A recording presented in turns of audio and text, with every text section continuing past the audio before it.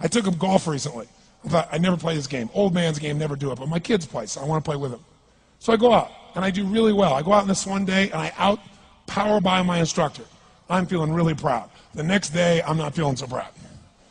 I keep putting the ball in the water again. I'm so frustrated. Put down another one. Put down another one. I don't care. I don't care what my score is. Let's do it.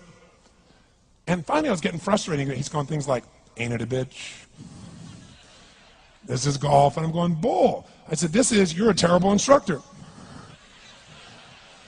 I said, because I should at least be consistent at whatever shitty level I can achieve. I said, I know I'm not Tiger Woods, but I should be able to be consistent, and you're just telling me that it's difficult. Telling me it's difficult is not helping. Tell me what to do. He said, well, actually, you're only a little bit off. I said, could have fooled me. He said, no, you're about a millimeter or two off. I said, you're joking. He said, no, watch this. He said, I didn't teach you this yet. He said, when you approach the ball like this, he said, if you change the angle that you're attacking this just 1 or 2 millimeters, in the very beginning, do you see how that changes the arc? This one, instead of being on the green, by 1 millimeter, now you're in the water. 1 millimeter over here, you're in the sand. And he said, and also you're hitting the ground by 1 millimeter sometimes. You're not stroking it, just 1 millimeter. I thought, what a great belief system that when all hell's breaking loose and nothing's working, that you're only 1 millimeter off. Because most people think it's impossible, so they give up. Isn't that true? And in real life, it's true. So 2 days later, I'm going to see one of my clients. I do a lot of coaching, and I have a man who's the top plastic surgeon in the world. He's going through some tough times in aspects of his life. But this is a guy that gets paid by Sultan of Brunei $1 million to fly over and do 3 people's faces. He is the #1 plastic surgeon in the world. He can make anyone who's ugly look spectacularly beautiful. He showed me pictures of a woman who's 84 years old. He made her look 40 and gorgeous, no exaggeration.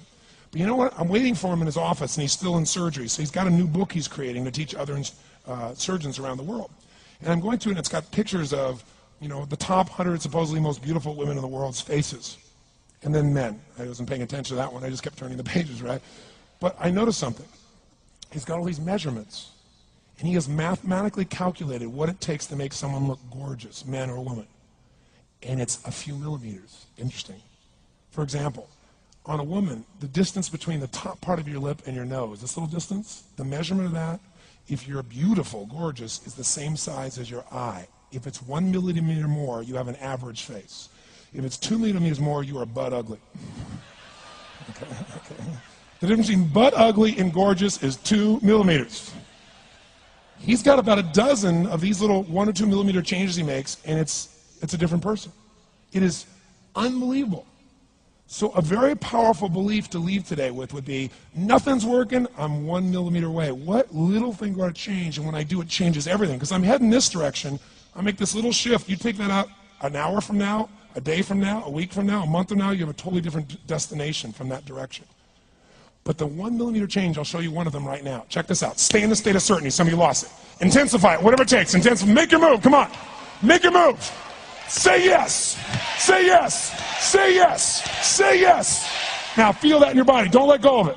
Now watch. Here's the difference between being certain and being uncertain. Did you see that? Certain, uncertain. See if you can find that little spot between the two, where you drop just a little bit of your chest, and you feel it drop, and come back up, and drop it. How many can feel that difference between where you really feel it, now intensify it, and where you dropped it? Is it a tiny difference, yes or no? Yes or no? Now, could you condition yourself to feel great in this state? Yes or no? So what I want you to do is give yourself that opportunity. So the way we're going to do is very simple. We're going to go in a peak state. And then we're going to train ourselves. Because guess what? If you're in this state of certainty, and all hell's breaking loose in your life, people can't figure out to go, move, I'll handle it. People go, he's so lucky, he's so confident. No. Here's what I've created for my life, and anyone I know has succeeded. I'm a 17-year-old kid from Azusa, California, with no real education other than self-education, with no background, with parents that did their best, all of them, with no money, but I did one thing. I loved people, and I had an enormous demand I made upon myself, and I sculpted my mind and my emotions to get me to do whatever it would take to achieve and to contribute. But to do that, I did it by using my body and changing my focus. I did it by putting myself in a peak physiology and using what I call incantations. Can you train yourself to believe something, yes or no? Absolutely. How many of you ever made the fatal mistake of going to Disneyland or Disney World, and while you're there made the fatal mistake of going to a ride called It's a Small World After All? What happens for about a week after you're out of that damn place? You're still singing this thing in your head in 24 languages, right? Well, let me tell you something. How many of you have things when you want to go achieve them and this part of your voice goes, oh, it's not going to happen, or forget it? How many got a voice that sometimes interrupts that good pattern? Say I. And what you want to do is train a new one. So starting when I was 17, I started doing incantations, not affirmations. Affirmation, you go, I'm happy, I'm happy, I'm happy, I'm happy, I'm happy. What's the problem? You haven't changed your what? Your what? Physiology. If you don't change your physiology, you won't get anything. So an incantation is not only you speak it, but you embody what you're saying with all the intensity you can. And you do it with enough repetitions that it sticks in your head. Like It's a Small World, now the conversation in your head is always the same and it gives you what you want. So you use your body and your voice. So 17 years ago, I started doing things. I was working for Jim Rohn, this speaker, and I was 17 years old.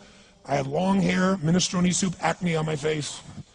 And I was trying to call on Bear Stearns type of people and convince them why they should go to this man's seminar and be more successful.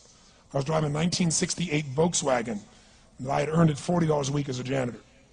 The only way I did it was park far from the building and then go in, and I love people and I believe, but I put myself in state and I was able to influence people that were far more successful than I was at the time. I would do something that I still do backstage and have done for 23 years because I don't hope I'm going to be in a good state, I demand it.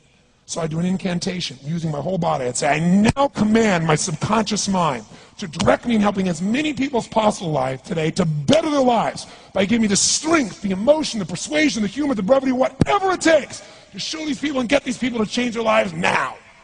And I would do that literally driving in my Volkswagen to a meeting in LA on the freeway for 40 minutes. People are looking at me, I'm screaming at the top of my lungs.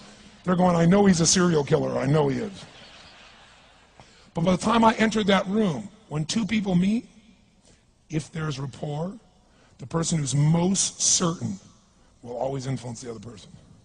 And I was totally certain, and they were trying to get revved up to certainty. Do you agree with this? Yes or no?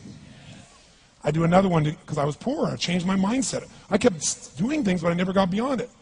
I'd say God's wealth is circulating in my life. His wealth flows to me in avalanches of abundance. All my needs, desires, and goals are met instantaneously by infinite intelligence, for I'm one with God and God is everything. And I would imagine the abundance in my life, and I would feel so grateful. And a year later, I went from making $38,000 a year to making $1 million a year in 1 year. But successful people do what failures won't. You follow me on this? You know?